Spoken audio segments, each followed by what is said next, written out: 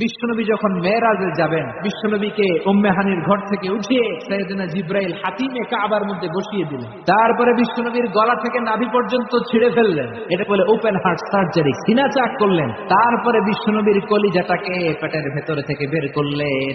তারপরে এই পবিত্র জমজমের পানি দিয়ে কলিজাটাকে ধৌত করলেন। সুবহানাল্লাহ পড়েন।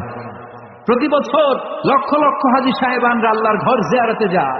সৌদি ধর্ম মন্ত্রণালয়ের রিপোর্ট অনুযায়ী 2016-এ হাজির সংখ্যা ছিল মোট 19 লাখ। প্রতি বছর এভাবে হজ করছে। তারা যখন চলে এসেছে প্রত্যেকে 5 লিটার করে জামজমের গ্যালানের পানি নিয়ে এসেছে। প্রতিদিন 2 লক্ষ করে মানুষ উমরা করতে যায়, 5 লিটার করে গ্যালানকে গ্যালান পানি নিয়ে যায়। লক্ষ লক্ষ মানুষ কিয়ামত পর্যন্ত এই জামজমের পানি দূর দূরান্তে তাদের দেশে নিয়ে যাবে। কিয়ামত পর্যন্ত এত পানি পানের পরে ওই জামজমের কুয়ার পানি 1 ইঞ্চিও নিচের দিকে নামবে না। চিল্লায় বলেন আল্লাহু আকবার।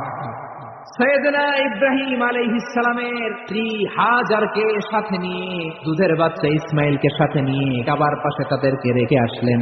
সাথে শুধু 1 মশক পানি, বুখারীর বর্ণনা। 2 দিন পরে পানিও শেষ।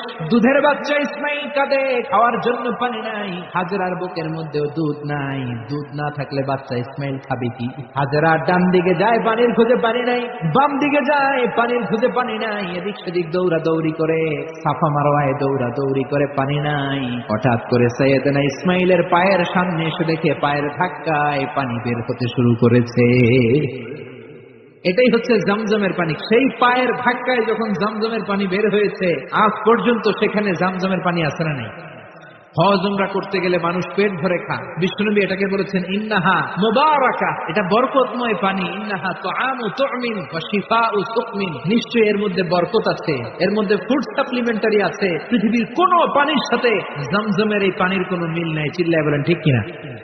পৃথিবীর অন্য এলাকার পানি খেলে শুধু তৃষ্ণা যায়, আর জামজমের পানি খেলে তৃষ্ণাও যায়, ক্ষুধাও যায়। ঠিক কিনা?